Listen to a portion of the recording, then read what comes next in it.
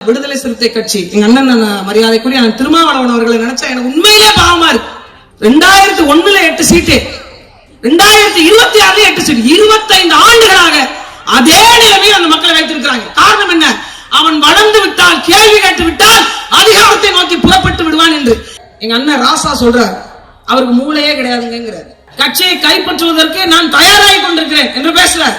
கட்சியே அந்த நிலைமையில தான் இருக்கு. இப்ப சொல்லிட்டாங்க 2.0ங்கிறாங்க. 2வே தாங்கல, 2வே இன்னும் எங்களுக்கு விளங்கல. இல்ல 2.0 என்ன கன்றாவியா இருக்குமோ தெரியல. நீங்கள் மிக்சி வாங்க வேண்டுமா? நீங்கள் கிரைண்டர் வாங்க வேண்டுமா? ஆமா அப்படிதான் சொன்னாங்க. நீங்கள் ஃப்ரிட்ஜ் வாங்க வேண்டுமா? நீங்கள் டிவி வாங்க வேண்டுமா? எனக்கு என்னமோ சத்யாவின் ஆஃபர் என்றென்றும் சூப்பர் ஒரு விளம்பரம் வருது. சத்தியமா எனக்கு அப்படிதான் தோணுச்சு. இந்த ஐடியாவை கொடுத்தது யாரு தெரியுமா? எங்க அக்கா கனிமொழி. விவசாயிகள்லாம் ஒன்று கூடி ஒரு கரும்பை உற்பத்தி செய்து ஒரு சர்க்கரை ஆலை வச்சிருந்தாங்க திருமண்டாங்குடியில. அந்த சர்க்கரை ஆலையை வெறும் 80 கோடி ரூபாய்க்கு வாங்கி சாராய ஆலையா மாத்தி வச்சிருக்காங்க அக்கா கனிமொழி.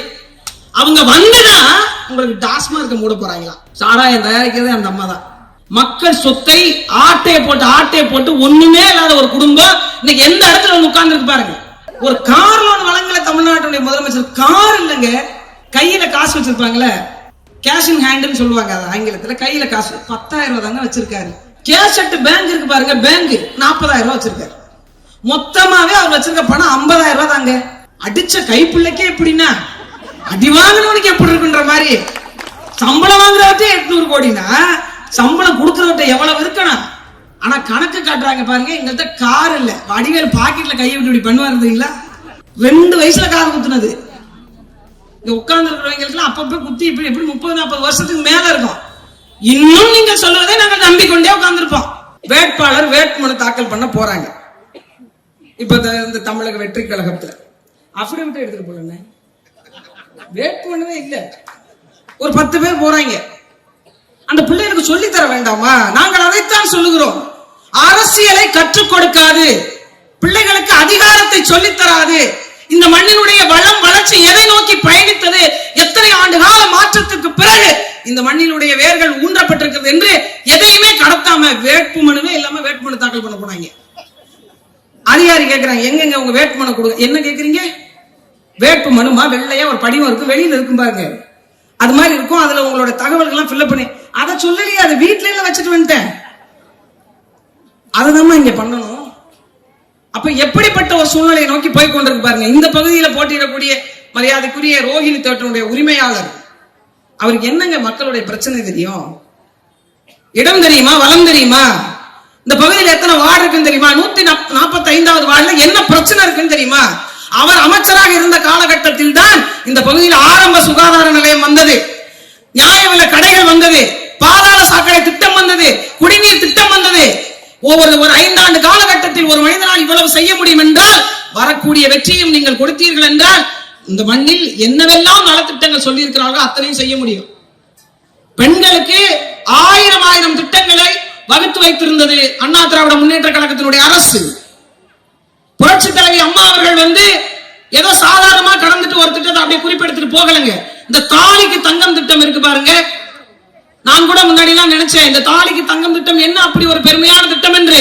ஆனால் கணவனை இழந்த, கணவனால் கைவிடப்பட்ட தனித்து வாழும் பெண்களுடைய குடும்பத்திற்கு அந்த 50,000 ரூபாயும் ஒரு பவுன் தாலியும் என்பது ஆக பெரும் நிதியாக அந்த இடத்துல இருந்தது. அந்த திட்டத்துல கைய வச்சாங்க.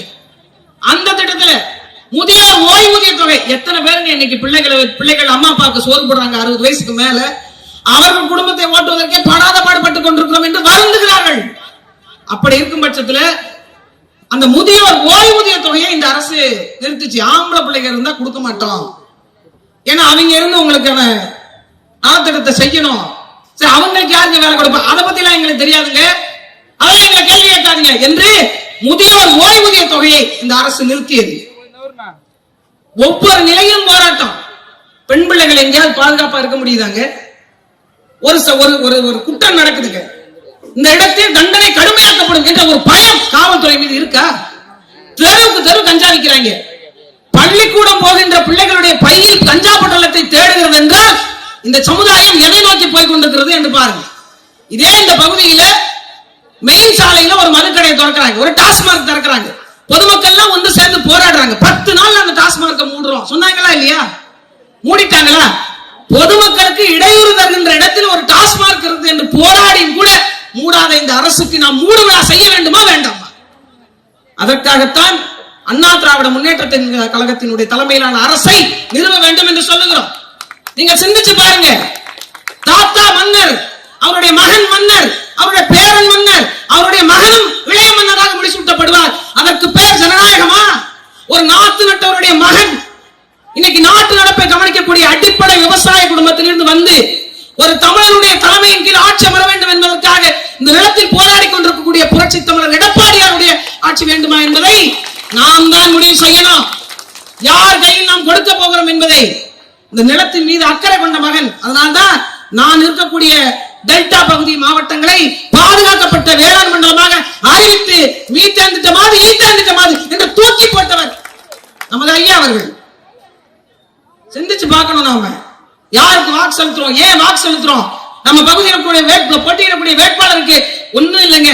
இப்ப எங்க அண்ணன் பேசினார், நான் வரும்போது நான் கூட அங்க தூரத்துல வரும்போது நினைச்சேன் யாரோ பேச்சாளர் பேசிக் கொண்டிருக்கிறார் என்று.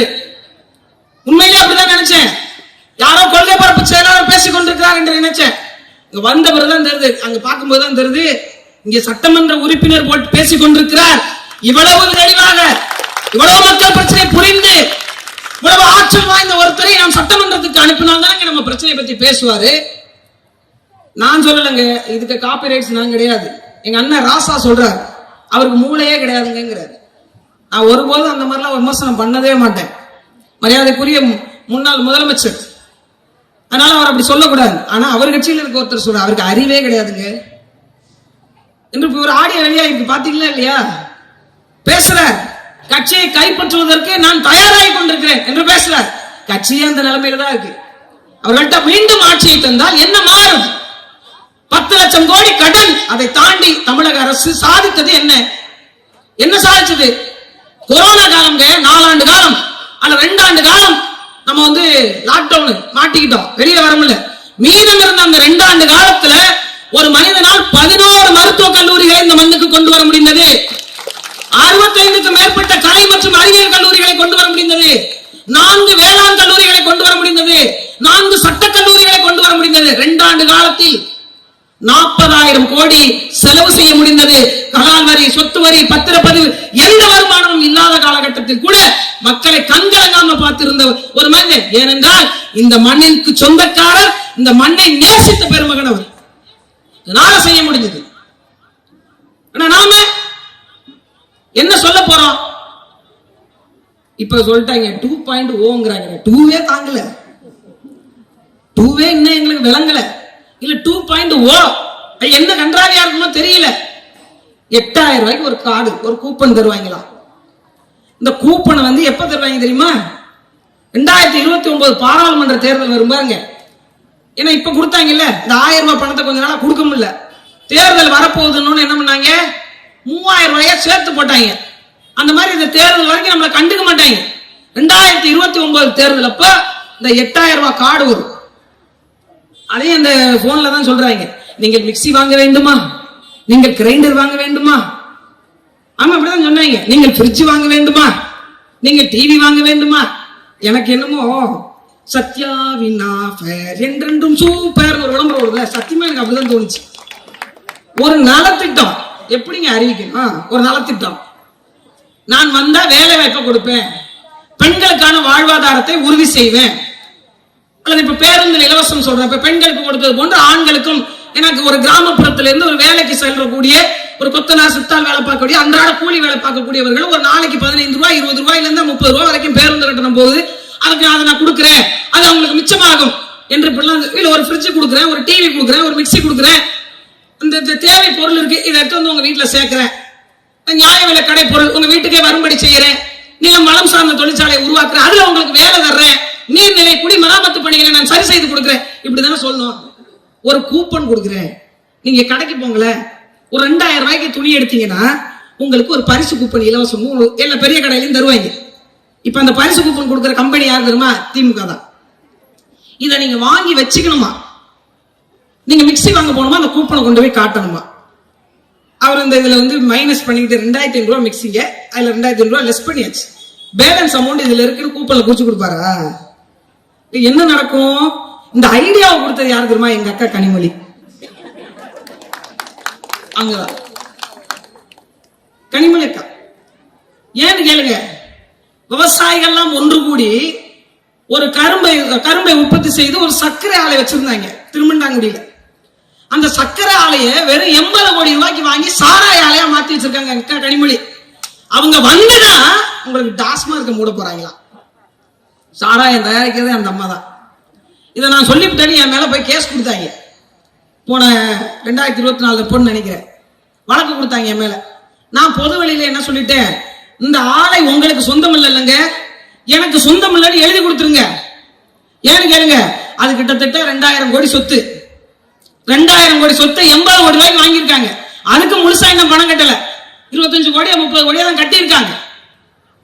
எழுதி கொடுத்துருங்க, நான் பொது வெளியில மன்னிப்பு கேட்கிறேன். இன்னி வரைக்கும் எழுதுறாங்க. என்ன சொல்ல முடியாது பாருங்க, மக்களுடைய சொத்து. மக்கள் சொத்தை ஆட்டையை போட்டு ஒண்ணுமே இல்லாத ஒரு குடும்பம் இன்னைக்கு எந்த இடத்துல வந்து உட்கார்ந்து இருக்கு பாருங்க. அவரை நம்பி ஒரு பேங்க் ஒரு கடன் கொடுக்கலங்க, கார் லோனு.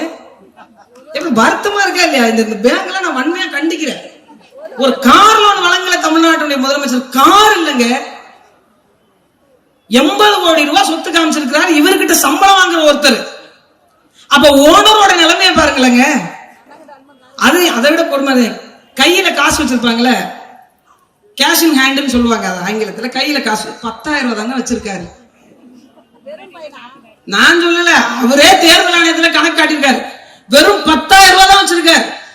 கேஷட் பேங்க் இருக்கு பாருங்க, பேங்க் 40,000 ரூபாய் வச்சிருக்காரு. மொத்தமாவே அவர் வச்சிருக்க பணம் 50,000 ரூபாய் தாங்க. 50,000 ரூபாய் தான்.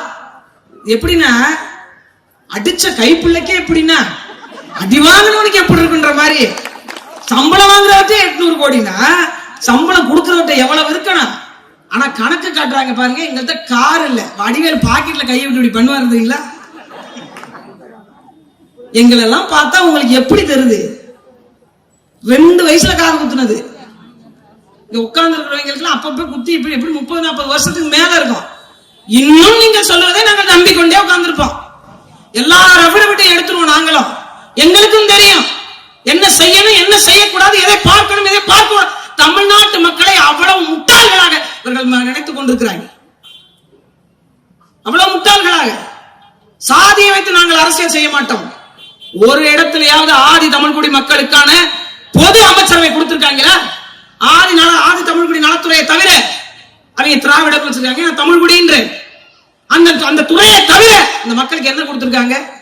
நான் கூட பார்த்தேன், விடுதலை சிறுத்தை கட்சி எங்க அண்ணன் மரியாதைக்குரிய திருமாவளவன் அவர்களை நினைச்சா எனக்கு உண்மையிலே பாவமா இருக்கு.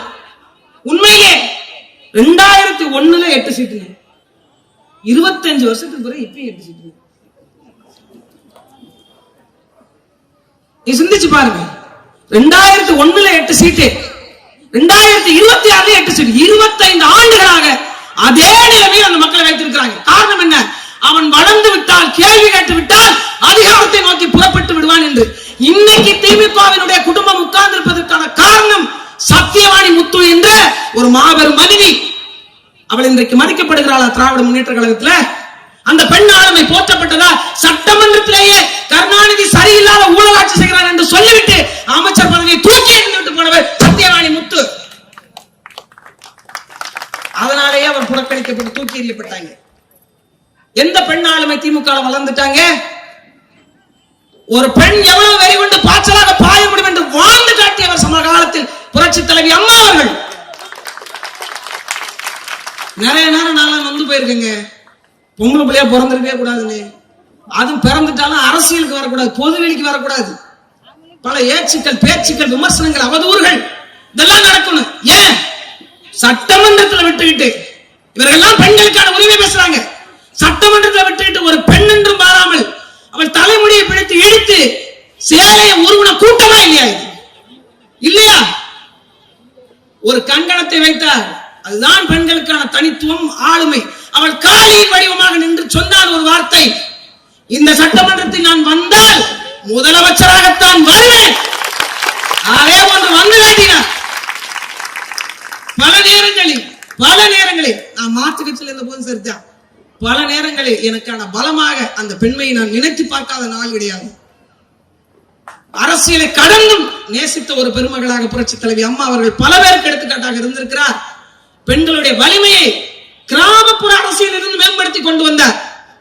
எல்லாரும் 33 விழுக்காடு, ஆனால் உள்ளாட்சி அரசாங்கத்தில் 50 விழுக்காடு பெண்களுக்கு கொடுத்து உள்ளாட்சி நிர்வாகத்தில் பெண்களுடைய பலத்தை பெற செய்தாங்க.